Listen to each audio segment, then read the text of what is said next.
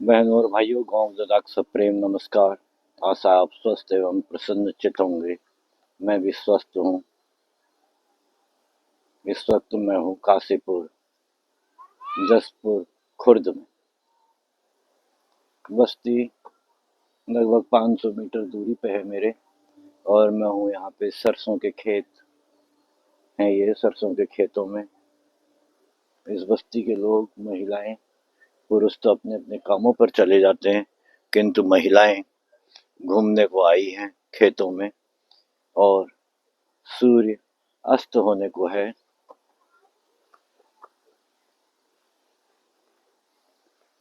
अस्त होते सूर्य का एक सुंदर दृश्य जो मैं आपको दिखा रहा हूँ, ये है। और दूर तक सरसों के खेत।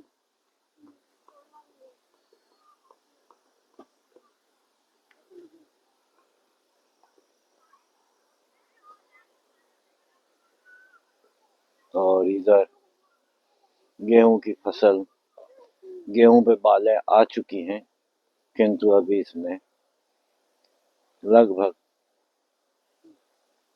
1 महीने से ऊपर का, मार्च आखिर में जाकर ये तैयार होंगे। 1 महीने के लगभग का समय है जब गेहूं पकेगा। और ये दूर तक खेत हैं। खेतों के किनारे किनारे से शहर अपने आगोश में लेने को इन खेतों को तैयार है। कब इन खेतों की भी बोली लग जाए और ये अपना अस्तित्व खो बैठे, कोई पता नहीं। पहाड़ों से पलायन लगातार जारी है। सैकड़ों नहीं बल्कि हजारों गांवों की संख्या में, हजारों की संख्या में गांव भूतहा हो चुके हैं। और रोजी रोटी की खोज में लोग इन शहरों में आए हैं और यहीं के होके रह गए हैं। अभी मैंने ये कुछ महिलाएं, वृद्ध महिलाएं जा रही, उनसे बात की थी। पूछा था कि आपको अच्छा कहाँ लगता है, तो अधिकांश महिलाओं का, वृद्ध महिलाओं का ये कहना था कि अपने पहाड़ में अच्छा लगता है। लेकिन आप ये देखिए, पहाड़ में जरूर अच्छा लगता है, किंतु हम उस पहाड़ को छोड़ आए हैं, शायद हमेशा हमेशा के लिए।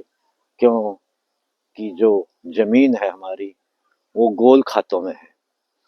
इसका किसी को भी अंदाज नहीं रह पाया होगा या नहीं रहेगा कि हमारा खेत कहाँ है।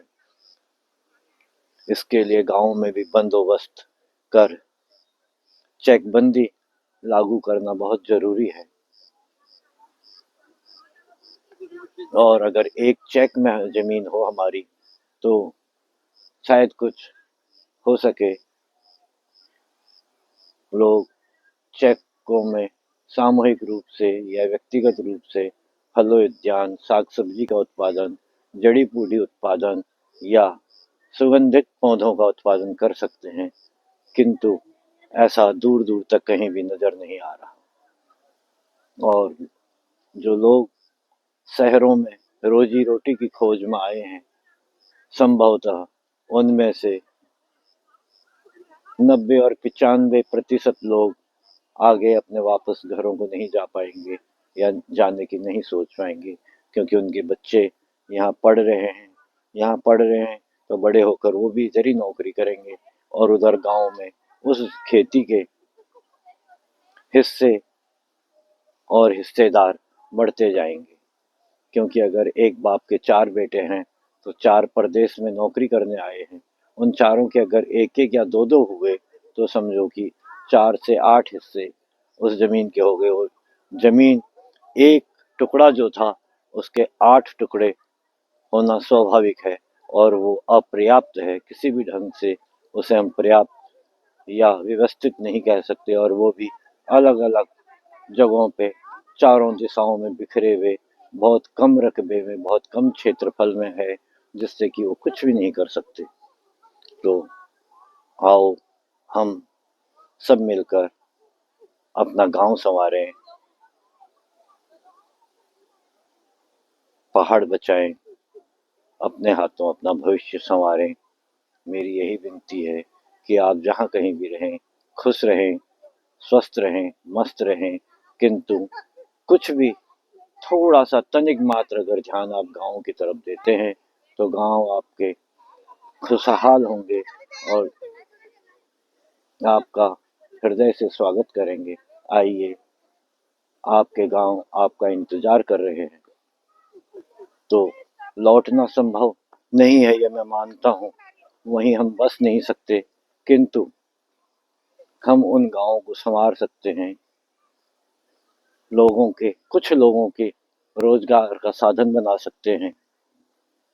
इसी के साथ मैं आज का अपना ब्लॉग यहीं पर समाप्त करता हूँ। बहुत-बहुत धन्यवाद। सूर्योदय के अंतिम दर्शन के साथ आपका पुनः मैं अभिनंदन करता हूँ। जिस भी भाई ने मेरे ब्लॉग को सब्सक्राइब नहीं किया है, कृपया सब्सक्राइब करें, अपने दोस्तों के साथ शेयर करें और अपनी राय मुझे कमेंट बॉक्स में ज़रूर दें। बहुत-बहुत धन्यवाद।